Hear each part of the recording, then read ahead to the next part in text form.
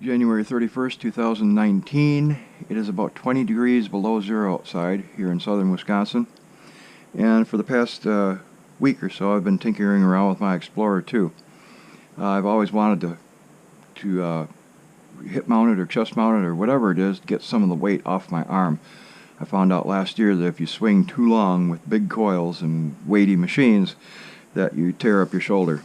And I have torn up my shoulder. It's better now, but anyways, so I just want to quickly go over what I've done with this Explorer 2. I obviously took it off the handle assembly. The handle assembly is in back of me in the closet. I won't be using that. I simply drove out the pin that holds the upper cam lock in, took the cam lock out, used a GoPro mount, and this is the chesty from GoPro. It is a chest mount, meant for chest mounting your camera. Well, I am chest mounting this Explorer. I just took one of the mounts and bolted it on here, quick attached it to here, and bada bing, it's going to sit right about here. And the reason I want to do that with this machine is because, for educational purposes, I want to be able to film this screen with the cursor doing what it's doing, the numbers doing what they're doing, and be able to have the sounds. I'm not incorporating the headphone jack. I've got that all tucked up back into the machine. We're not going to use the headphone jack at all. But I want to be able to train the camera on this without the machine going back and forth, so I can look at this, the viewer can look at this and see what's happening independent of machine or coil movement. I think it'll work out just great. So this will be sitting on here like this. I'll be able to train the camera right on it. And then for those who don't know, I'm not sure about the Minelab battery itself, but the R&B battery itself, all voltages, currents, amps, whatever you want to call it, that comes off the two main terminals, how you would normally power it, is also available on the charging terminal. All I had to do was cut the two power wires, and obviously red is power, black is ground, in case you did not know that, in case you want to try something like this. And everything works exactly as it should at that power port coming off the side of the battery. Just like that. The toughest part for me was getting the actual pod off of the handle assembly, because they use a glue in here to glue this pod onto the handle assembly, and it is a real son of a bitch to get that thing off. You can try to make it a little bit more pliable with a hair dryer. You want to be careful with that. Some hair dryers get extremely hot. You don't want to use a heat gun. And you just want to be careful getting this pod off of there. Other than that, it's very simple.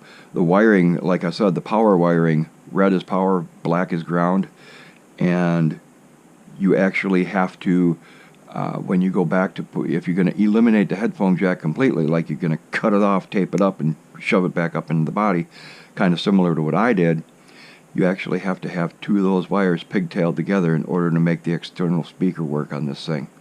So be aware of that. Test everything to make sure it works correctly before you make any final moves and final adjustments and putting stuff back together for the final time.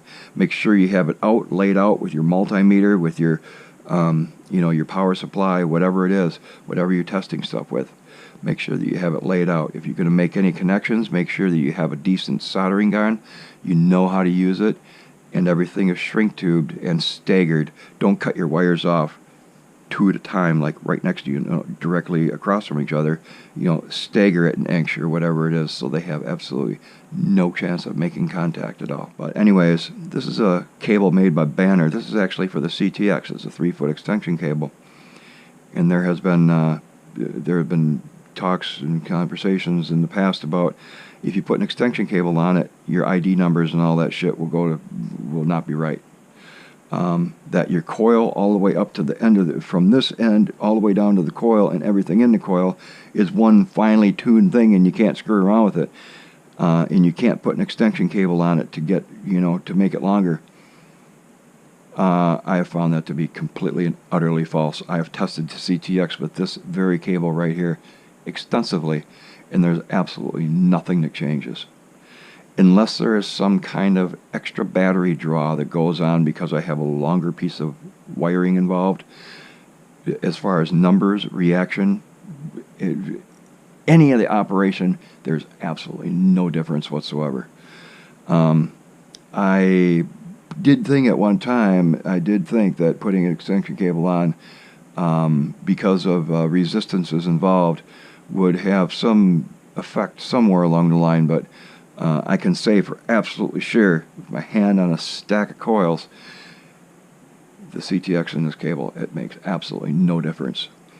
What I wanted to do is I wanted to see if I could take the body off of that and somehow hip mount that and everything else, but when you get down to it, hip mounting a CTX, I'm sure somebody on the planet has done it, but it just ain't going to be me. There's just not enough benefit involved with it.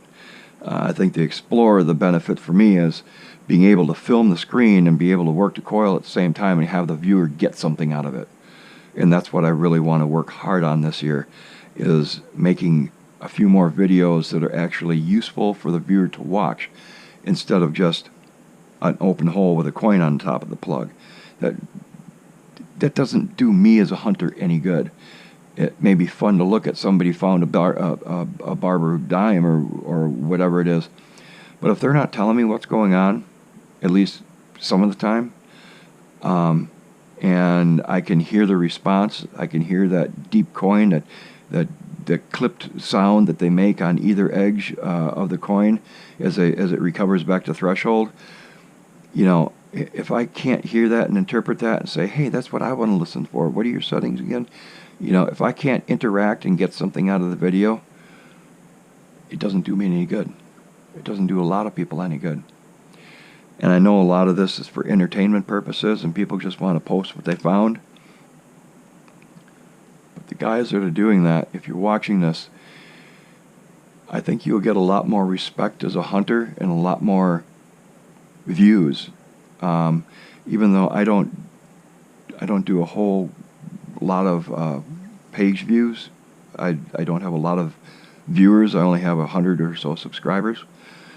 But the people that really want to know how to hunt deep coins, this is the kind of thing that they're going to want to watch. Because anybody can walk into a permission they just found on some house in town and dig a 3-inch quarter. It doesn't take any kind of talent or skill to do that. It takes talent and skill to go into some place that's a public place that's been just ransacked to death forever, and to be able to go in there and pull deep, old coins. It is a skill. It is almost an art. And the more that I do it, the more that I would say that it is an actual art. I know a couple of guys who can do it really well, and watching those guys go to work is like going to the cookie factory for me. You know, the more I can learn about that, it's really a fantastic deal. If you feel a bug coming on, you got an Explorer that you don't really use too much anymore, but you can't really get any money out of it, and it's kind of a real dust collector. I just want to get more into doing some of this stuff with the Explorer because I do think it has a lot of things to offer.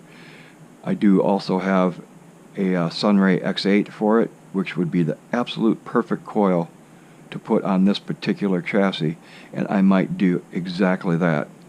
I really wanted to use this Explorer for extremely deep coin hunting, like maybe deeper than the CTX with the stock coil on it. As far as I'm concerned, nothing to touch the CTX with the 17-inch coil on it.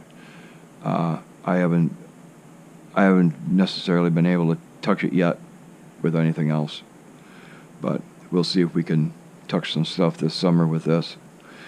When I finally get out and start using it and whatnot, I'll be sure to put up some film of it, and the only film that's ever going to get out there is film that I feel is possibly useful to somebody else. So it's not going to be some kind of horseshit thing where, hey, here I am, you're going to watch 10 minutes of me swinging a coil over nothing.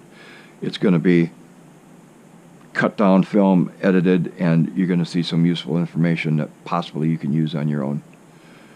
So hopefully we'll catch up with you then.